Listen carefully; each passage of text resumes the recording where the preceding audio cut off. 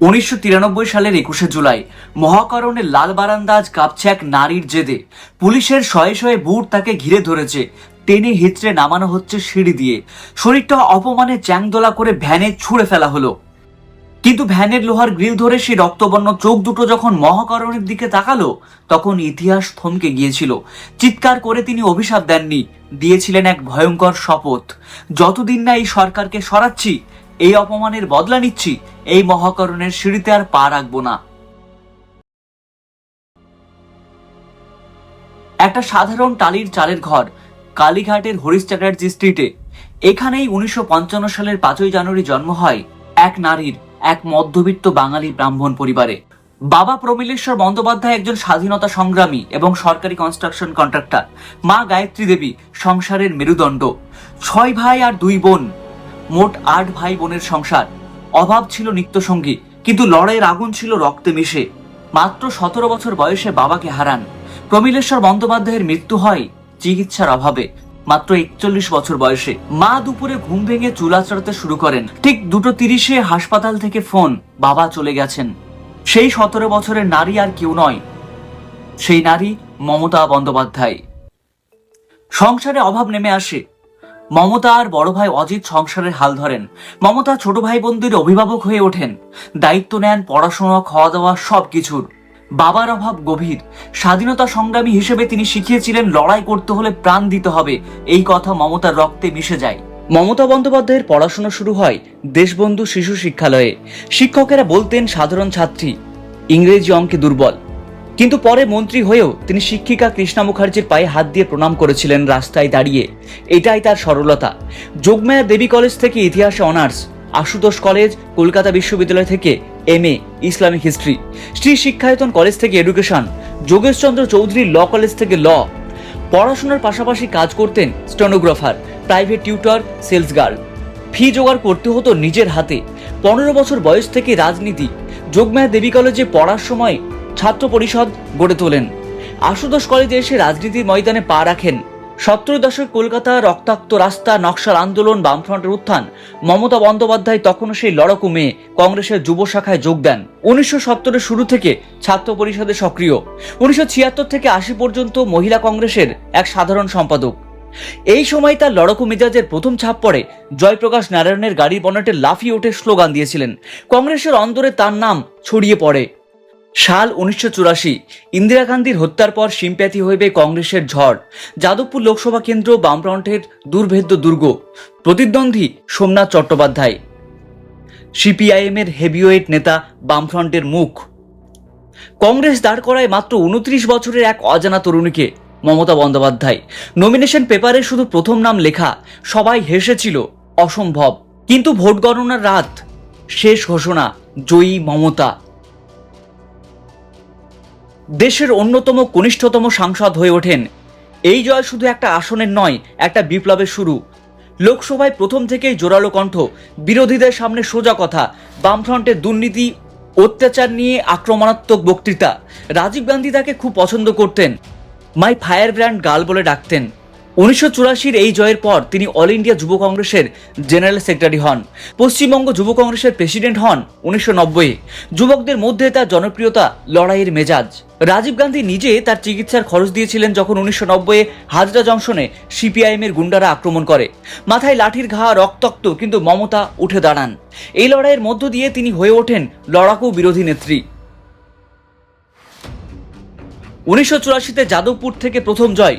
1989-এ হারলেও 1991-এ Kolkata south Tollygunge এলাকা থেকে ফিরে আসেন। টানা জয় 1991, 96, 98, 99, 2004, 2009। এই জয়গুলো তাকে রাজনীতির উত্থানের পথ দেখায়। জাতীয় রাজনীতির বড় মঞ্চে উঠে এসেও মমতা বন্দ্যোপাধ্যায়ের লড়াই থামেনি। এই বছরগুলো কেন্দ্রে দায়িত্ব, মন্ত্রিত্ব, কিন্তু সবসময় বিরোধী মনোভাব।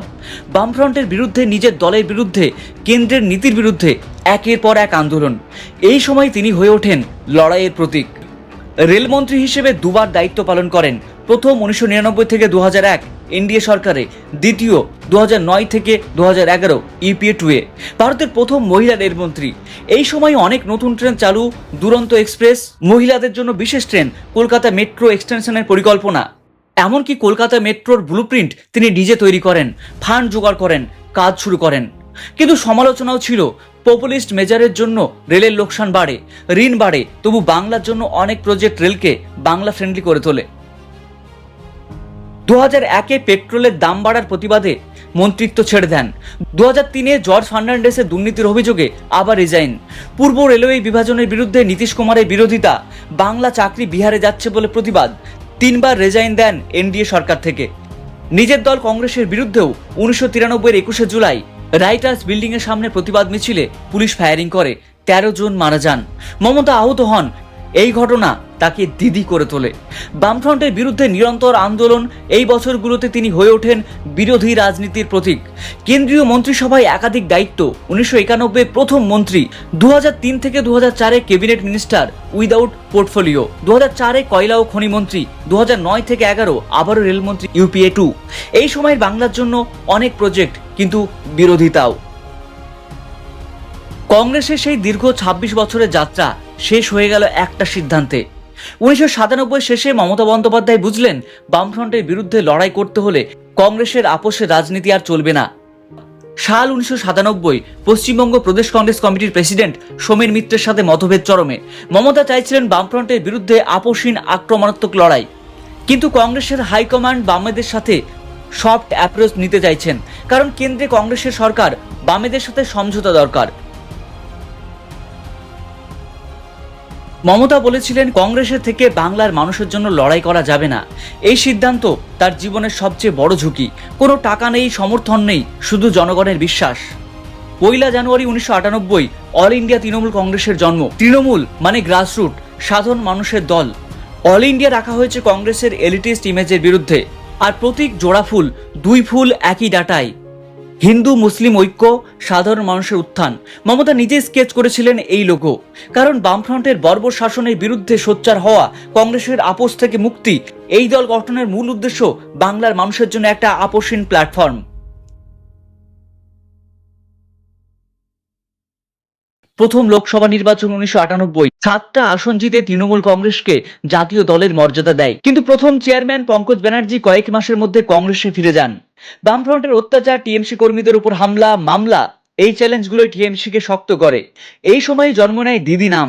সাধারণ মানুষ, বিশেষ করে মহিলা ও যুবকরা তাকে দিদি বলে ডাকতে শুরু করে, কারণ তিনি সবার বড় বোনের মতো। সাধারণ শাড়ি, চটি, ঝোলা ব্যাগ, রাস্তায় নেমে লড়াই, এই সরলতা মানুষের মন জয় করে নেয়। দিদি নামটা এখন শুধু নাম নয়, একটা পরিচয়। বাংলার প্রত্যেক ঘরে দিদি মানে লড়াই, সাহস, সাধারণ মানুষের আশা। 2006 থেকে 8 বাংলার রাজনীতির সবচেয়ে বড় টার্নিং পয়েন্ট। সিঙ্গুর আর নন্দীগ্রাম, এই দুটো নাম শুধু জায়গা নয়, এটা একটা বিপ্লবের আগুন। কৃষকদের জমি ছিনিয়ে নেওয়া, পুলিশের গুলি, রক্ত আর মমতা বন্দ্যোপাধ্যায়ের অদম্য লড়াই। এখান থেকেই জন্ম নেয় মা মাটি মানুষ। এখান থেকেই বামফ্রন্টের 34 বছরের দুর্গ ধসে পড়ার পথ খোলে। 2005 থেকে 6 সালে বামফ্রন্ট সরকার বুদ্ধদেব ভট্টাচার্যের নেতৃত্বে শিল্পায়নের স্বপ্ন দেখাচ্ছে। টাটা মোটরসের ন্যানো প্রজেক্ট, বিশ্বের সবচেয়ে সস্তা গাড়ি। হুগলি জেলার সিঙ্গুরে অনিচ্ছুক কৃষকদের জমি জোর করে নেয়। নন্দীগ্রামে কেমিক্যাল হাবের জন্য 10,000 একর জমি অধিগ্রহণের পরিকল্পনা হয়। কৃষকরা প্রতিবাদ করে। গঠিত হয় ভূমি উচ্ছেদ প্রতিরোধ কমিটি, বিউপিসি। এই পটভূমিতে মমতা বন্দ্যোপাধ্যায় টিএমসিকে নিয়ে কৃষকদের পাশে দাঁড়ান। সিঙ্গুরে জমি অধিগ্রহণ শুরু 2006-এর মে মাসে। কৃষকরা বলেন, এটা আমাদের জীবনের জমি, জোর করে নেবে না। জুলাই 2006 মমতা সিঙ্গুরে ধান রোপণ করে প্রতিবাদ শুরু করেন। সেপ্টেম্বর 2006 তাপসী মালিক, 16 বছরের কৃষক কন্যা, খুন হন। এই আন্দোলনকে আরো জ্বালিয়ে তোলে। নন্দীগ্রামে জানুয়ারি 2007 থেকে বিউপিসি রাস্তা ব্লক করে। 14 মার্চ 2007 পুলিশ ও সিপিআইএম ক্যাডারের যৌথ অভিযান, 14 জন মারা যান। অনেকে বলেন 50+, 70+ আহত হয়। মহিলা, শিশু সহ গ্রামবাসীদের উপর অত্যাচার, গণধর্ষণের অভিযোগ। এই রক্তাক্ত ঘটনা বাংলার রাজনীতিকে চিরতরে বদলে দেয়। 4 ডিসেম্বর 2006 মমতা কলকাতার ধর্মতলায় 26 দিনের অনশন শুরু করেন। দাবি, সিঙ্গুরে ফেন্সিং বন্ধ, পুলিশ সরানো, জমি অধিগ্রহণ বাতিল। শরীর দুর্বল হয়ে পড়ে, ওজন কমে যায় 47 কেজি। দেশ বিদেশে আলোচনা শুরু হয়। প্রেসিডেন্ট এপিজে আব্দুল কালাম চিন্তিত হয়ে প্রধানমন্ত্রী মনমোহন সিংকে ফোন করেন, চিঠি পাঠান, জীবন মূল্যবান। প্রধানমন্ত্রীর চিঠি গভর্নর গোপালকৃষ্ণ গান্ধীর মাধ্যমে পৌঁছয়। 29 ডিসেম্বর মাঝরাতে অনশন ভাঙেন।